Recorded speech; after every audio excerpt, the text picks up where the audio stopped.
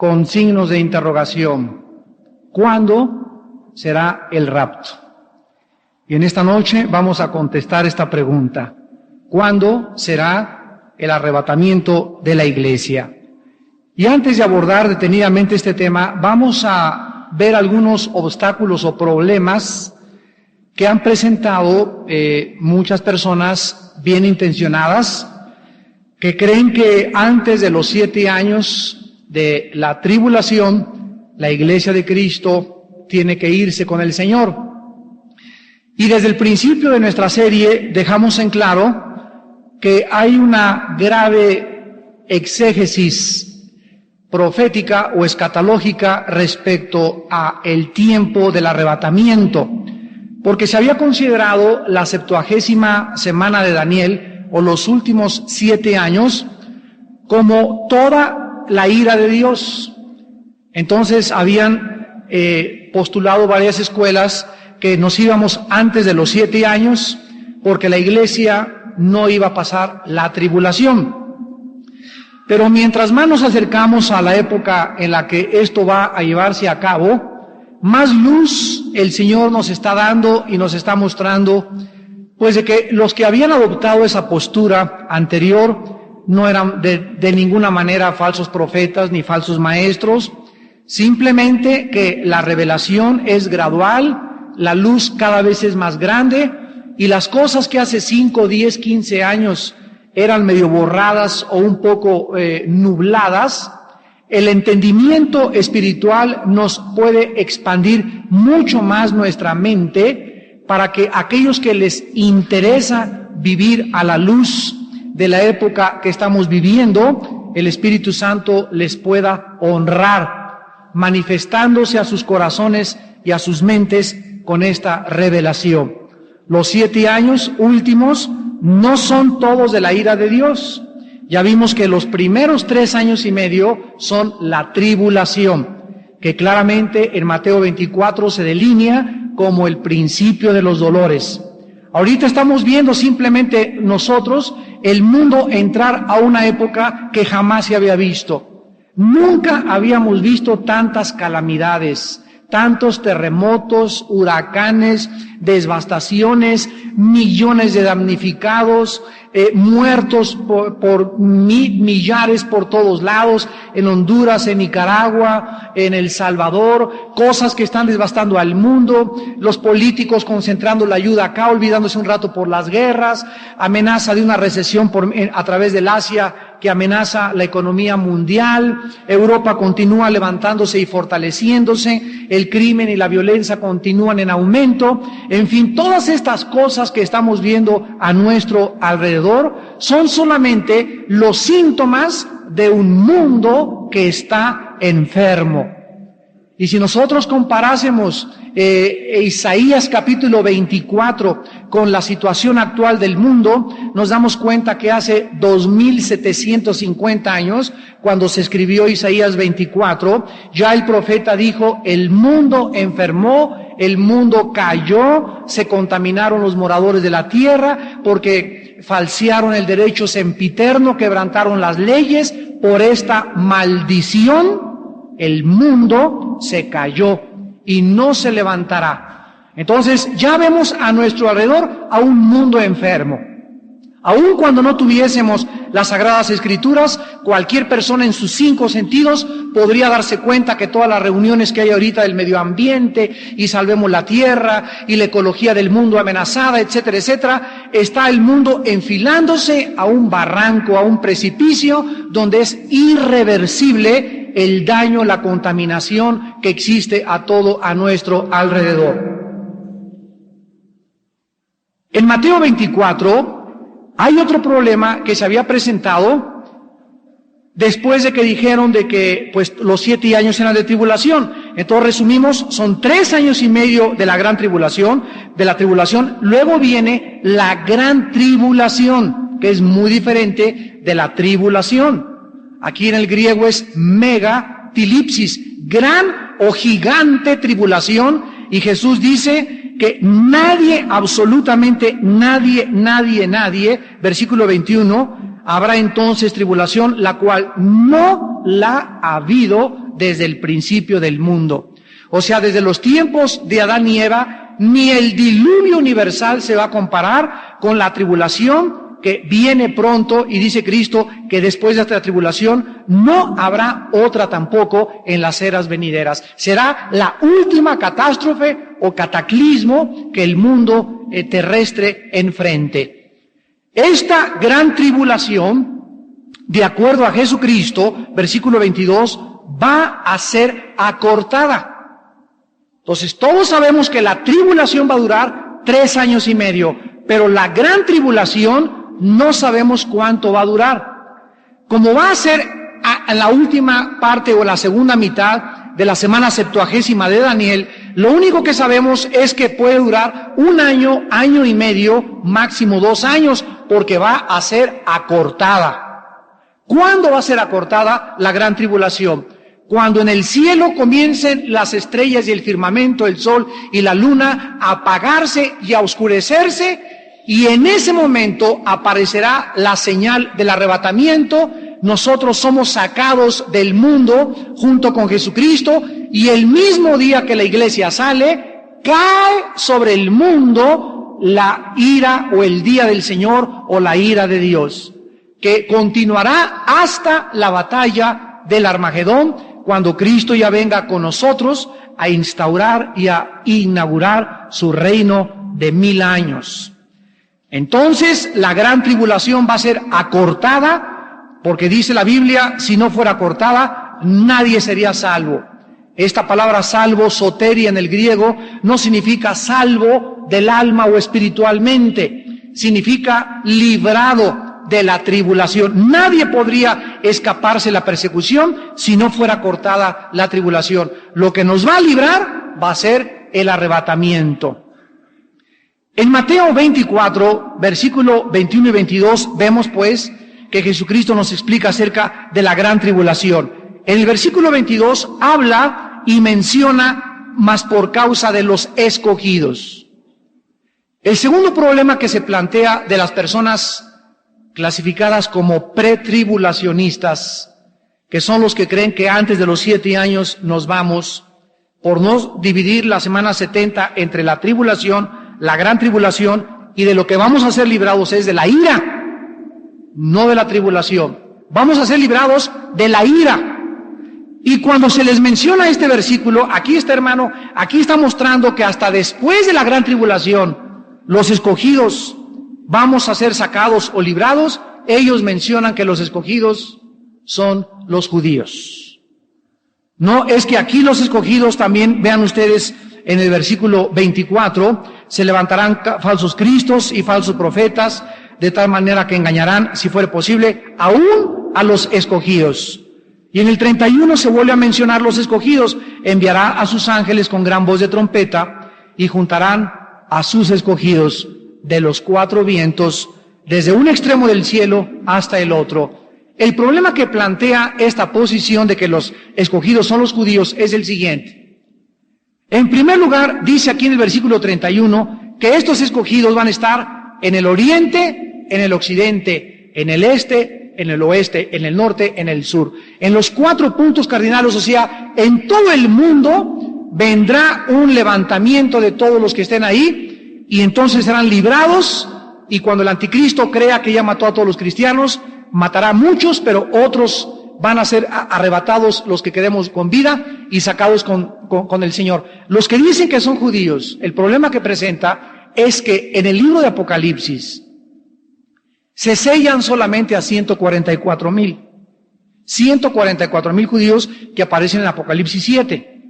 En Apocalipsis 9, estos 144,000 aparecen como que toda la ira de Dios no los va a tocar, ni van a ser absolutamente manchados, porque se detienen todos los fenómenos por los ángeles en el cielo hasta que estos escogidos estén marcados. Y en el capítulo 14 de Apocalipsis los encontramos en el cielo a los 144,000 antes de la batalla del Armagedón.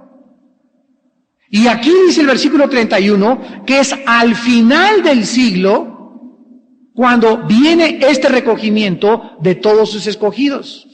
Entonces no pueden ser judíos en primer lugar, porque aquí son sacados antes en Apocalipsis, y aquí son sacados al final, cuando sea el tiempo de la siega. Entonces no pueden ser judíos por esa razón. La segunda razón que nosotros tenemos es que la iglesia aparece aquí en el libro de Mateo y se explica que no es la iglesia la que está en Mateo 24, sino que son los judíos.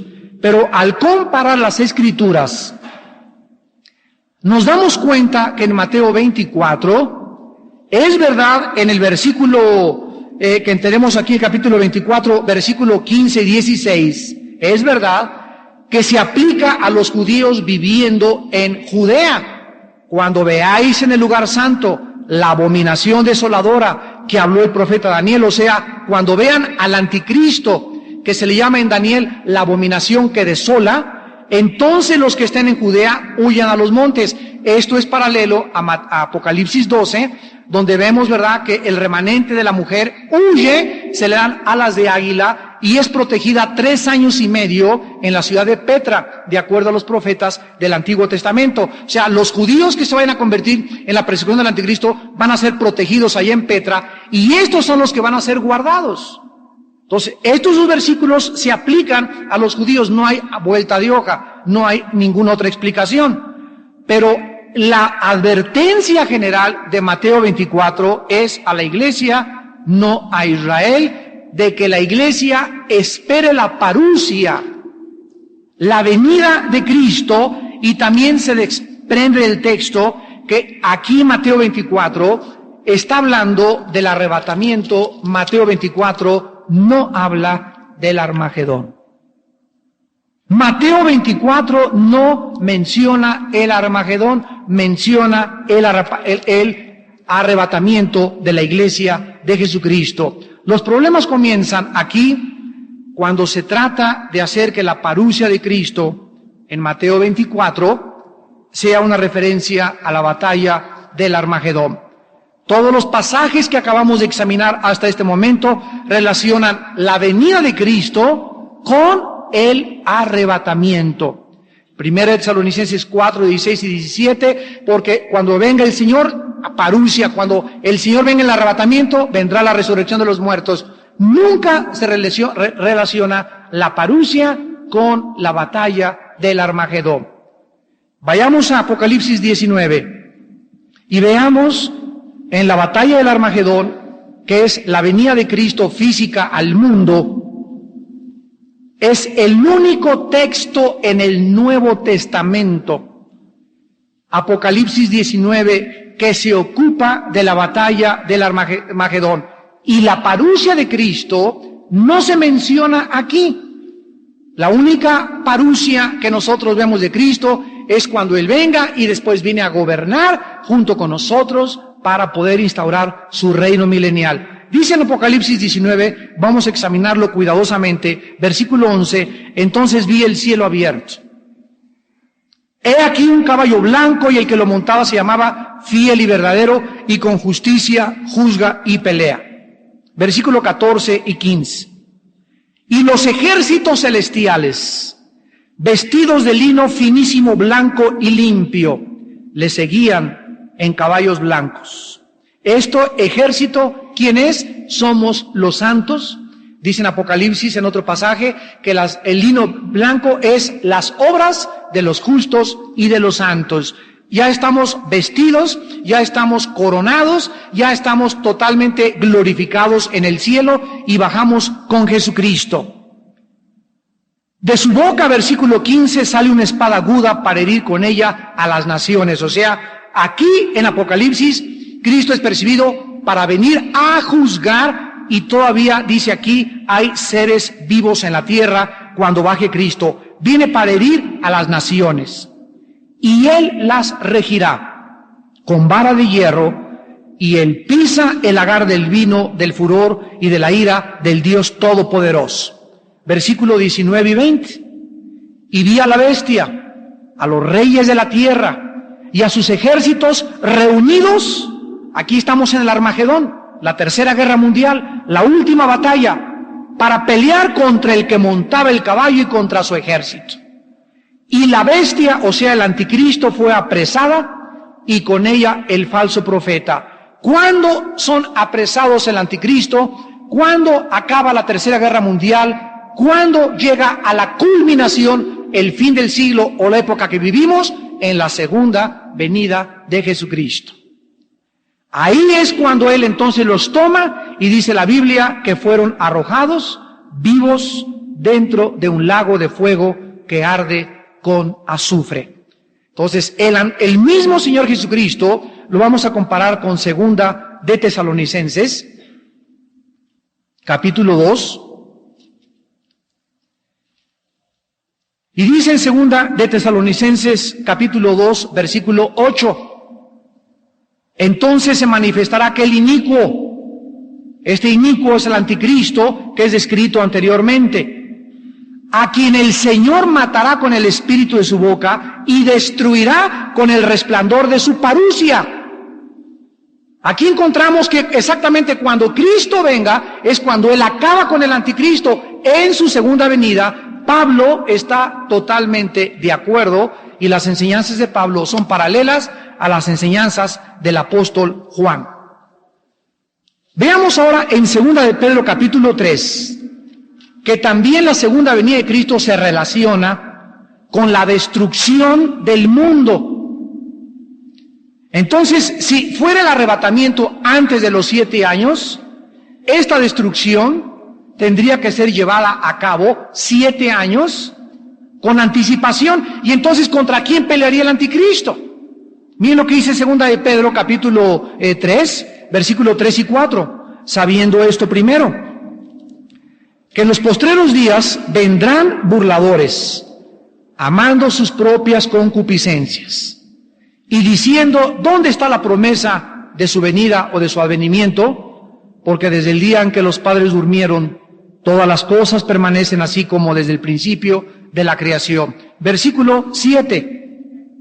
Pero los cielos y la tierra que existen ahora están reservados, están guardados por la misma palabra, guardados para el fuego en el día del juicio y de la perdición de los hombres impíos.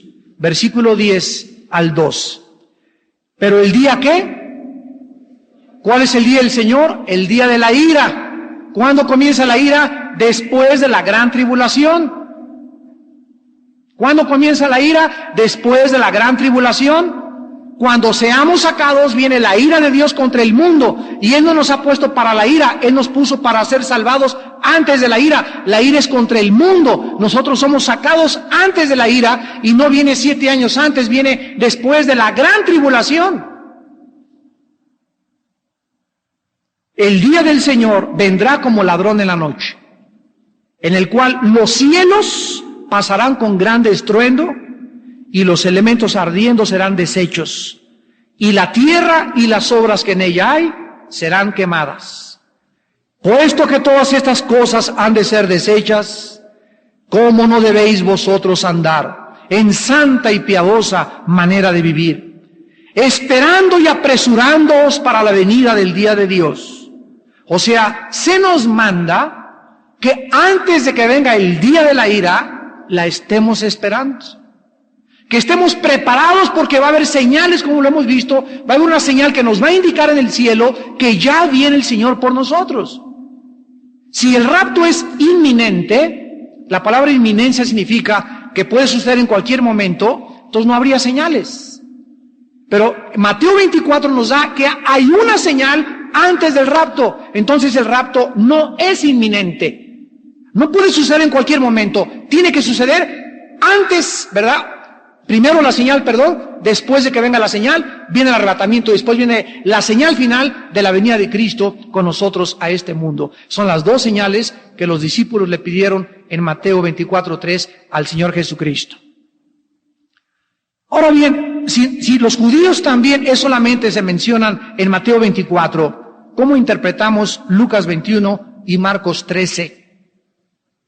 Que son 2 evangelios que fueron dirigidos específicamente. Lucas, por ejemplo, se lo dedicó a Teófilo. y Teófilo era un gentil. Y resulta interesante también que Mateo, que escribió a los judíos, es el único evangelio, Mateo 16, 28, que menciona a la iglesia. Entonces, si Mateo fue escrito a los judíos nada más, ¿en dónde está Lucas 21 y Marcos 13? ¿Cómo podemos interpretar si nada más es para los judíos? Cristo sabía que sus discípulos, los apóstoles, serían el fundamento. Efesios 2, 20 y 22, edificados sobre el fundamento de los apóstoles. Ellos son del fundamento, no de los judíos, sino de la iglesia que había de venir. Entonces no puede ser dirigido solamente a Mateo 24 y los elegidos de Mateo 24, los judíos. Porque el Cristo sabía que los apóstoles eran el fundamento y que la iglesia continuaría después de los apóstoles. Y luego en Mateo 26, del 17 al 30, Jesús instituye la Santa Cena, y la cual debería de perpetuar, ¿quién? La iglesia. 1 Corintios 11, 23 al 27. Hermanos míos, yo recibí del Señor lo que también os digo, que en la última cena el Señor, habiendo partido el pan, dio gracias y dijo, este es mi cuerpo que vosotros es partido, este es mi sangre que por vosotros es derramada, comed, bebed en memoria de mí. Aquí se instituye la Santa Cena, no a Israel, se instituye a todos, porque los corintios eran una iglesia de gentiles y de griegos. Y Pablo les enseña la Santa Cena y a nosotros también para que la celebremos, porque fue instituida para la iglesia, no para la nación de Israel. Israel ya había quedado totalmente desechado en el plan de Dios hasta que Él regresara y cumpliera lo que enseña Romanos 9, 10 y 11. Y tenemos finalmente como argumento en contra de que no son judíos los de Mateo 24, el mandamiento, veamos en Mateo 28. Miren el mandamiento de Cristo antes de irse al cielo. Mateo 28, 19 y 20. Dice Cristo, por tanto, vayan, id, y hagan discípulos a todas las naciones. Bautícenlos en el nombre del Padre, del Hijo y del Espíritu Santo. Enséñenles que guarden todas las cosas que les he mandado. ¿A quién tenían que enseñarles las cosas que les había mandado? ¿Lo que les enseñó en Mateo 24 lo tenían que enseñar? Fíjense esta orden que da Cristo antes de irse. Quiero que les enseñen, le está hablando a los apóstoles que eran judíos, quiero que enseñen todas estas cosas que yo les he mandado. Y las enseñanzas de Mateo 24 se encuentran en este mandamiento. Porque si no diría, bueno, excluye a Mateo 24 porque eso es para los judíos. Pero aquí está abarcando todo lo que enseñó en los 4 evangelios. Nosotros teníamos que enseñárselos a todos los demás. Pablo le escribe en su primera carta a Timoteo y le dice Pablo en 1 Timoteo capítulo 6 del 3 al 5, si alguno no se conforma a las sanas palabras de Jesucristo. Estas sanas palabras que han de enseñarse a la iglesia son las de nuestro Señor Jesucristo. Entonces, si fuera solamente a los judíos Mateo 24 y no a nosotros, pues arranquemos Mateo 24 y guardémoselos a los judíos mesiánicos, porque solamente para ellos es la enseñanza. Vamos ahora a 1 y 2 de Tesalonicenses, porque después del Apocalipsis son los 2 libros más proféticos que hay en el Nuevo Testamento, la primera y la segunda carta de Tesalónica. En estos 2 libros, el apóstol Pablo nos presenta los mismos argumentos en la misma secuencia a la iglesia cristiana de Tesalónica, donde la mayoría, el 95%, eran gentiles. Pablo les explica en 1 de Tesalonicenses 4, versículo 15, por lo cual os decimos esto en palabra del Señor. Después de lo cual da una información detallada del arrebatamiento de los santos y del momento cuando va a suceder el rapto. En su primera carta a los tesalonicenses, en el capítulo 4, versículo 13 y 14, Pablo escribe: tampoco queremos, hermanos, que ignoréis acerca de los que duermen, o sea, de los muertos, para que no se entristezcan como los otros que no tienen esperanza. Porque si creemos que Jesús murió y resucitó, así también traerá Dios con Jesús a los que durmieron con él. Pablo tenía la preocupación que tenían los cristianos y que la tenemos nosotros. ¿Qué pasa con nuestros parientes que se murieron? O nuestros amigos. Y su pregunta era la misma que todos en alguna época nos hemos hecho. ¿Qué sucede con los que ya han muerto? Por esta razón Pablo les aclara que tienen esperanza. Dice el versículo 15, por lo cual les decimos en palabra del Señor, que nosotros que vivimos, que habremos quedado hasta la venida del Señor, no nos iremos antes o no precederemos a los que están muertos. O sea, el arrebatamiento no va a ser antes de la resurrección, sino que primero, versículo 16, el Señor mismo con voz de mando, con voz de arcángel y con trompeta de Dios, descenderá del cielo, y los que están muertos en Cristo son los primeros en irse con el Señor antes del rapto. Casi va a ser simultáneo. Cuando venga el Señor por nosotros, los que hayamos sobrevivido la persecución del anticristo, primero viene el Señor, y los primeritos que se elevan en el aire y que salen de sus tumbas son los muertos. Versículo 17, luego nosotros, o sea, ¿en qué lugar está el rapto? En el segundo lugar. Primero los muertos resucitan, y después seguimos nosotros los que hayamos sobrevivido la persecución, los que quedemos los sobrevivientes, los que llegamos hasta, el que persevera hasta el fin será librado, será salvo de la persecución del anticristo, será sacado en el arrebatamiento. Nosotros los que vivimos, los que hayamos, la palabra quedado en el griego es sobrevivientes. Los que hayamos quedado como sobrevivientes de la persecución del anticristo, seremos arrebatados juntamente con ellos. O sea, que viene la resurrección de los muertos y ahí van en el aire, y antes de que lleven yo unos 15 o 20 metros en el aire, nosotros somos arrebatados y nos juntamos con ellos. Y vas a voltear a ver, y ahí va tu abuelita junto contigo. ¡Yo, abuelita! ¡Es a mi tío, mi papá, hijo mío! Y ahí en el aire nos iremos juntos, ¿verdad? Pero va a ser más emoción ver al Señor que reconocer a los que van y murieron antes que tú y que yo. Dice la Biblia en el versículo 18 que por lo tanto nos alentemos los unos a los otros con estas palabras, para que cuando alguien muera en tu familia en Cristo, pues es lógico que lloremos, ¿verdad? No somos de fierro, ni somos querubines, somos seres humanos frágiles, aprensivos, sensibles al dolor, y es bueno llorar y desahogarnos, pero cuando un cristiano llora por una persona que se le murió, ya no es un lloro desesperado. ¡Ay, mis hijos! ¿Verdad? Como la Llorona.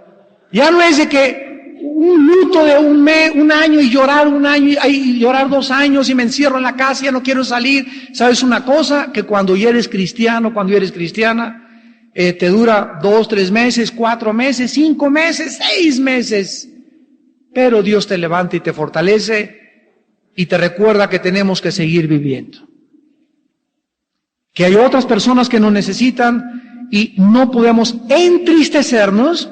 Versículo 13 de 1 Tesalonicenses 4, no queremos, hermanos, que ignoren acerca de los que duerman, para que no se entristezcan como los otros, como la gente que no tiene esta esperanza del arrebatamiento de la iglesia, como la gente que no sabe que hay una resurrección, como la gente que no sabe que la muerte es un túnel y que mi papá ya se fue y es como si fuera un gran viaje, se fue allá a otra galaxia, pero lo voy a volver a ver. Son unas vacaciones que nos separamos, pero nos vamos a volver a ver. Y esta esperanza es la que nos alienta.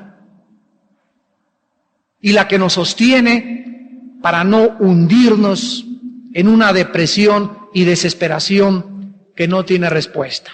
Les escribo esto para que no se entristezcan. No dice para que no se entristezcan, dice para que no se entristezcan como los demás. O sea, sí nos entristecemos, pero no como los demás. Los demás se desesperan, 3 años de luto, de negro 4 años, llore y llore, y nunca muchos se levantan y hasta el carácter les cambia. Nosotros no, nosotros tenemos una esperanza viva. Ahora, a continuación, Pablo les da instrucciones en el capítulo 5, continúa en el capítulo 5, y resulta extremadamente fácil. Pregunta lógica ahora es, ok, Pablo, nos vamos a ir y vamos a resucitar, pero ¿cuándo? ¿Cuándo es el rapto? Esta es la pregunta que los discípulos le hicieron a Cristo y la misma que nosotros nos continuamos haciendo 2000 años después. En realidad, esta pregunta, ¿cuándo?, es la base por la cual se escribió el capítulo 5.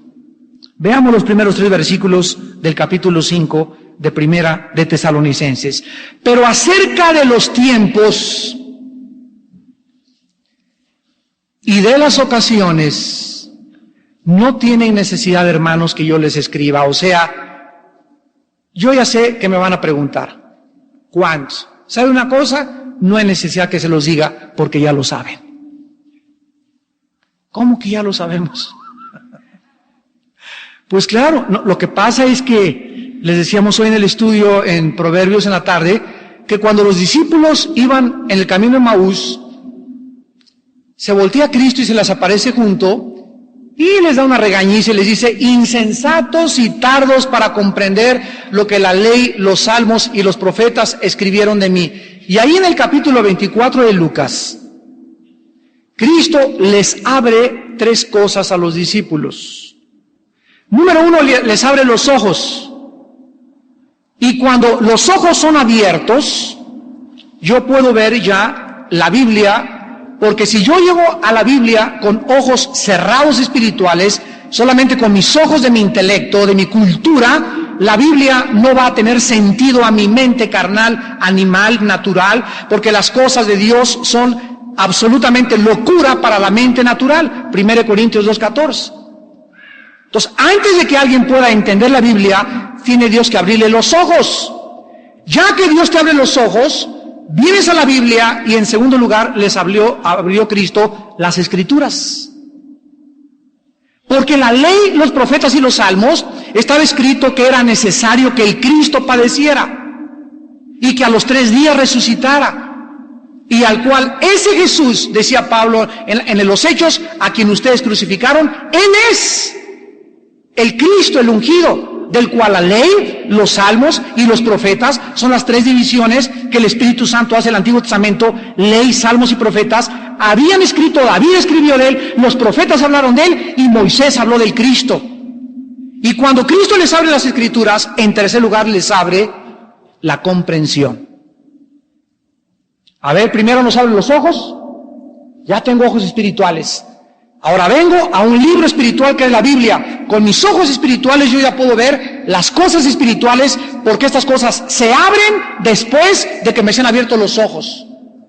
Pero a una vez que yo comienzo a ver las cosas espirituales, necesito comprender las cosas espirituales. Los ojos me hacen ver, la Escritura se me abre y mi entendimiento se me abre también. 3 cosas que necesitamos entender para poder ver cuándo es el rapto. Acerca de los tiempos, no tiene necesidad que yo los escriba, porque ya se los dije antes. Versículo 2. Porque ustedes saben perfectamente que el día del Señor, ¿qué qué? ¿Qué está diciendo? Que el día de la ira. Pablo liga el día de la ira con el rapto. ¿Ya lo vieron? Está hablando del rapto, versículos anteriores, y ahora dice, acerca del tiempo, de lo que le estoy hablando, no tiene necesidad, porque ustedes saben que viene el rapto cuando venga el día de la ira, el día del Señor. Y vendrá como ladrón en la noche. Cuando digan paz y seguridad, vendrá sobre ellos destrucción repentina, como los dolores a la mujer encinta, y no escaparán. ¿Se acuerdan ustedes cuando vino el diluvio? Ya lo vimos hace 3 o 4 conferencias.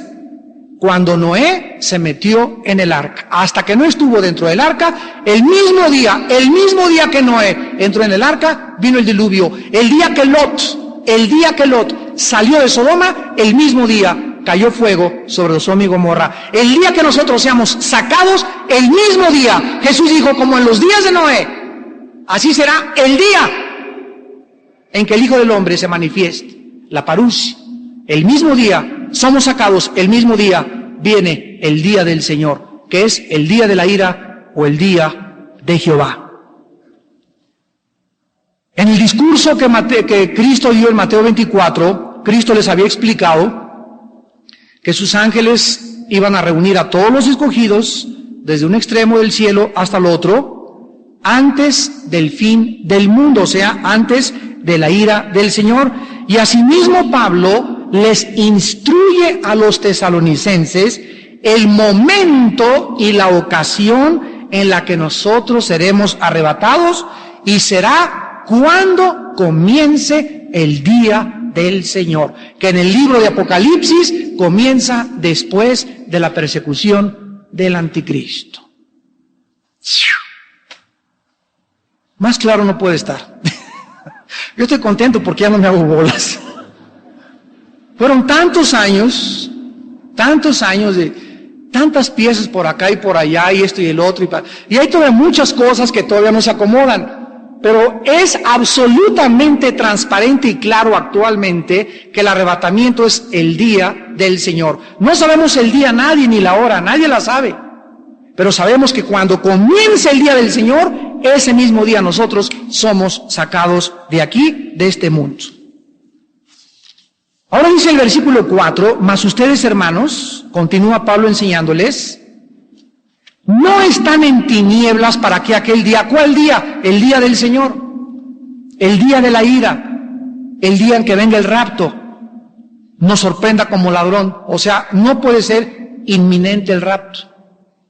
Si fuera inminente, hasta los cristianos nos agarraría desprevenidos, pero Jesús quiere que sepamos que va a haber señales antes de que Él venga, para que esté la iglesia prevenida y sea santa y sin mancha y sin arruga delante de Él, porque Él no viene por una iglesia sucia. Él nos dice todas estas cosas y nos revela todas estas cosas, no para que sepamos ya muchas cosas intelectual o teológicamente. Él nos revela todo esto para que seamos cada vez más santos, para que nos preparemos, para que sepamos que ahí vamos, ya nos subimos al coche, ya estamos, ya va a despegar el avión, ya están los motores encendidos. Y dice Cristo, cuando veas que comienza ya el avión así, a hacer así, y comienza el avión en la pista, ya sabes que va, no sabes en qué minuto, en qué segundo, pero sabes que ya va a hacer esto, va a despegar, y ya estamos nosotros en el avión, ya estamos listos, estamos con los motores prendidos, y ya comenzó el arranque final de la última página de la historia humana. Ya el avión, en cualquier momento, estamos próximos a despegar. ¿Ya te abrochaste el cinturón? ¿Ya ceñiste tus lomos de tu entendimiento? ¿Ya hiciste firme tu vocación y elección? ¿Ya le dijiste a Cristo, Padre, te amo con todo mi corazón, gracias por morir por mí en la cruz del Calvario, te entrego mi vida, me consagro a ti? Ahora, Señor, yo quiero estos pocos días que me quedan vivir enteramente para tu gloria y para tu reino. Ustedes no están, dice Pablo, para que aquel día los sorprenda como ladrón. Versículo 5, porque somos hijos de la luz. O sea, tenemos luz alrededor, el Espíritu Santo, que es el que nos ilumina, el Espíritu Santo, que es el que nos guía a la verdad, el Espíritu Santo, que es el que nos dirija, nos está alumbrando esta noche, y en todas partes del mundo está predicando este mensaje, y por todas muchas iglesias se está mostrando a la iglesia que el Espíritu de Dios dice, prepárate para encontrarte con Dios. ¿Cuántos de los que murieron en Honduras y Nicaragua estaban listos? ¿Cuántos en Nicaragua? ¿Cuántos en Centroamérica? ¿Cuántos de ustedes creen que en cualquier momento un terremoto acaba con la Ciudad de México? Y muchos de los que venían a este estudio mañana no amanecen. Tal vez hoy a las 4 de la mañana es un terremoto tremendo y no amaneciste, chico tablón que te cayó en la cabeza. Y viniste a este estudio y seguiste otra vez con esa apatía espiritual. Tal vez mañana lo voy a pensar, y tú no sabes, porque puede venir, si no viene Cristo, como ladrón en la noche, mañana por ti. ¿Estás listo? ¿Te estás abrochando el cinturón? ¿Estás listo para encontrarte con tu Dios y abrir los ojos y enfrentarte ante un juicio eterno donde ya dice Apocalipsis 20 días los muertos parados de pie ante Dios? Te mueres en la noche, viene un temblor, viene una hecatombe, viene un cataclismo, lo que sea en el mundo antes de que venga Cristo, un accidente que te pase, y despiertas en segundo ante la presencia de Dios como tu Dios o como tu Salvador.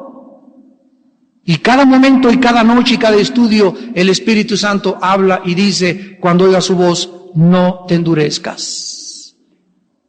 No te endurezcas. Ven a Cristo hoy que puedes. En la segunda carta de Tesalonicenses, capítulo 2,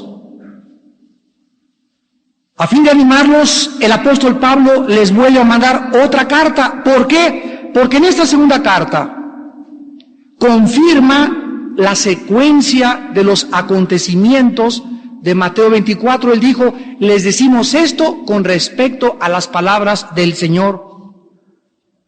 Al poco tiempo que Pablo mandó la primera carta a los tesalonicenses, hubo una crisis en la iglesia porque maestros se infiltraron y le comenzaron a enseñar a la iglesia que la persecución que los tesalonicenses estaban sufriendo en esa época era el día del Señor, o sea, que ya había comenzado el día del Señor. Y esta enseñanza fue contradecida desde la primera carta, pero como muchos cristianos, ¿verdad?, tapados, se les habla y se les explica, y el otro día, ¿qué cosa dijo?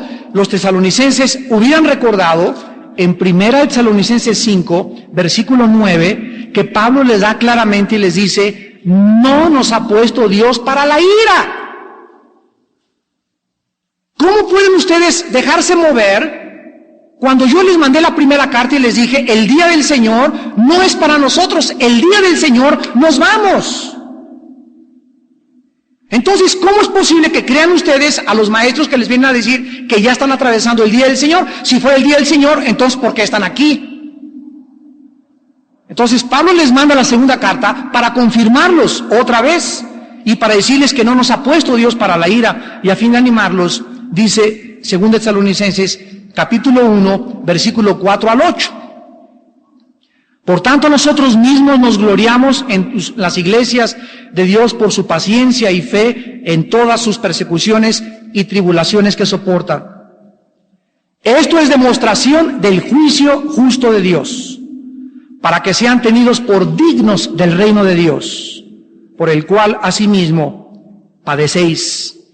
Porque es justo delante de Dios pagar con tribulación a los que os atribulan. Y a ustedes que son atribulados, dales reposo con nosotros cuando se manifieste el Señor Jesús en el cielo con los ángeles de su poder en llama de fuego.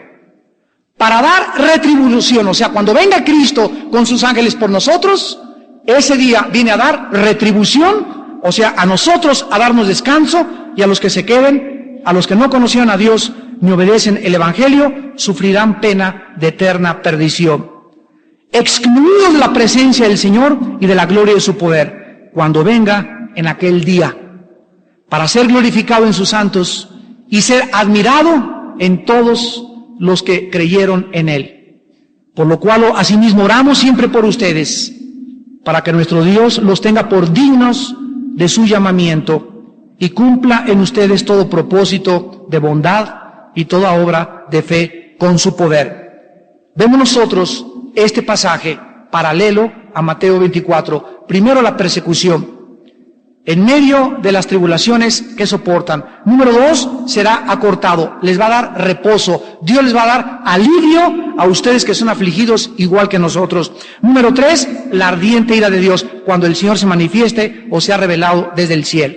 Clara y precisamente, Pablo les dice de nuevo lo que había enseñado en la primera carta. Dios dará reposo y alivio a los que serán atribulados cuando venga Jesús en el cielo, con sus ángeles. En otras palabras, seremos rescatados los fieles, tendremos alivio de la persecución del anticristo antes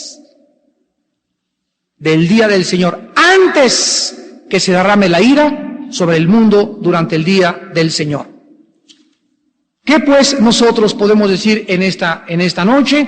Dice en 2 de Tesalonicenses capítulo 2, pero con respecto a la venida, a la parusia de nuestro Señor Jesucristo y nuestra reunión con Él, o sea, el arrebatamiento, les rogamos, hermanos, otra vez les vuelve a decir Pablo para terminar, no se dejen mover fácilmente de su modo de pensar, no se conturben ni por espíritu, ni por palabra, ni por carta, como si fuera nuestra, en el sentido de que el día del Señor o que ya llegó el día de la ira.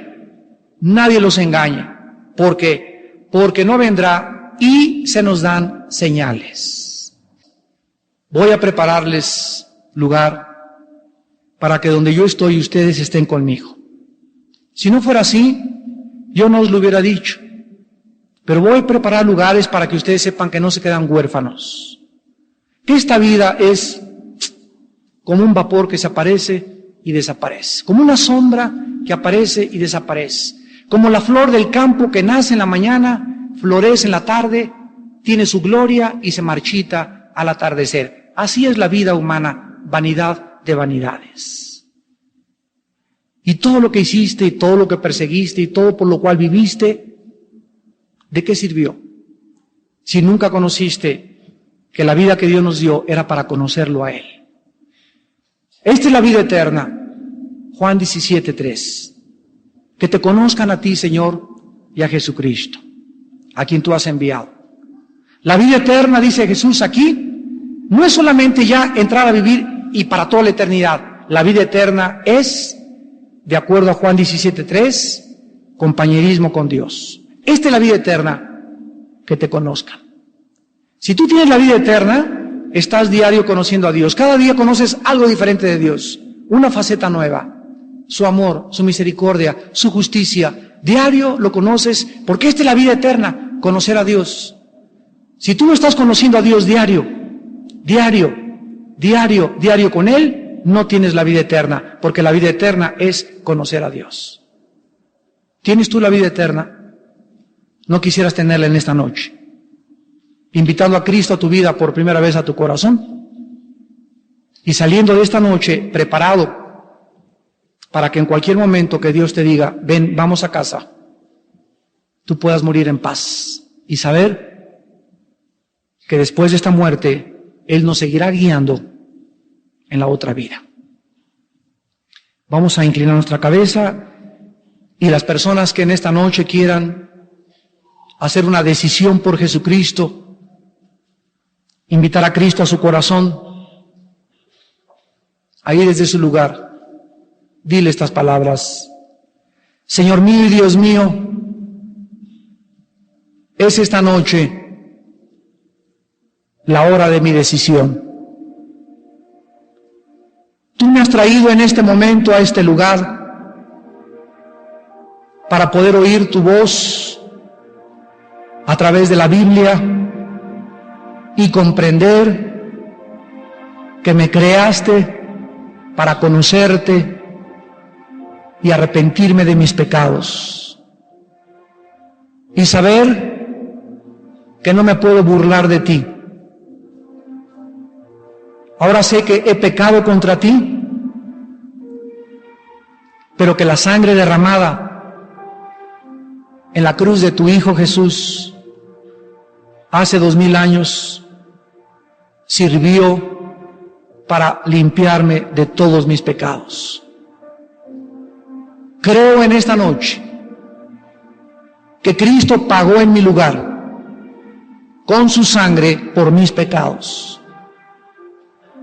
Creo que a los 3 días le levantaste, Señor, de la tumba, le resucitaste de entre los muertos, como lo harás conmigo algún día que tú has fijado en mi destino. Y creo que así como Él vive ahorita, sentado a tu diestra, yo también volveré a vivir. Y junto con Él reinaré. Y recibiré aquellas cosas que tú me darás si comienzo a serte fiel y a vivir para ti. Te pido en esta noche, Señor Jesús, que entres a mi corazón. Te recibo como mi Dios, mi Salvador, mi todo. Lávame de mis pecados, que tu Espíritu Santo cambie mi vida y ábreme mis ojos, ábreme la Biblia, ábreme el entendimiento para comprender tu reino y vivir para ti. Te lo pido y te doy las gracias en el nombre de Jesús. Amén.